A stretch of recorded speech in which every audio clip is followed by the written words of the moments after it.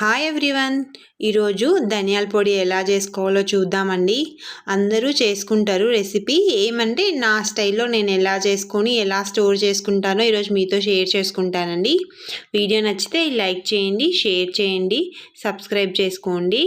బయట తెచ్చేదానికంటే ఇది చాలా ఫ్లేవర్ఫుల్గా చాలా బాగుంటుందండి. ఇప్పుడైతే ధనియాలు తీసుకొని అందులో క్లీన్ చేసి పెట్టుకోవాలండి. అందులో మట్టి, ఇసుక అలాంటివి ఏం లేకుండా క్లీన్ చేసుకోవాలి.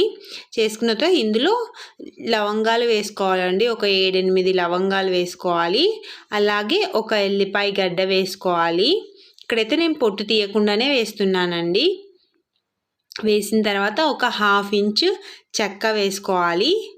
ఇవన్నీ వేసి బాగా వేయించుకోవాలండి. ఒక మందపాటి ప్యాన్ పెట్టేసి అందులో వేసి వేయించుకోవాలి. నిదానంగా వేయించుకోవాలి.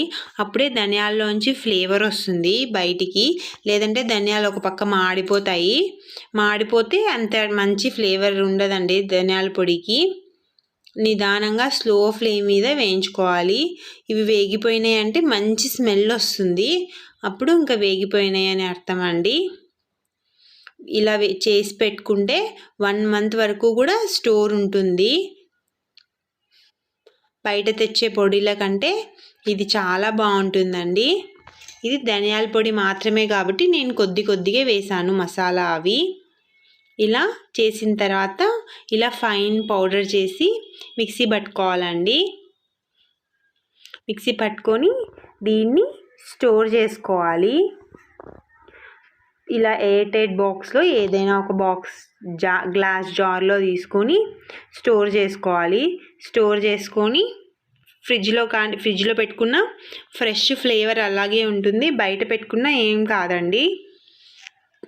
ఫ్రెష్గా 1 మంత్ వరకు ఫ్లేవర్ చాలా బాగుంటుంది. ఏ కర్రీలో వేసుకున్నా మనము నాన్ వెజ్ కర్రీస్లో కానీ వెజ్ కర్రీస్లో వేసుకున్నా చాలా బాగుంటుంది అండి. వీడియో నచ్చితే లైక్ చేయండి.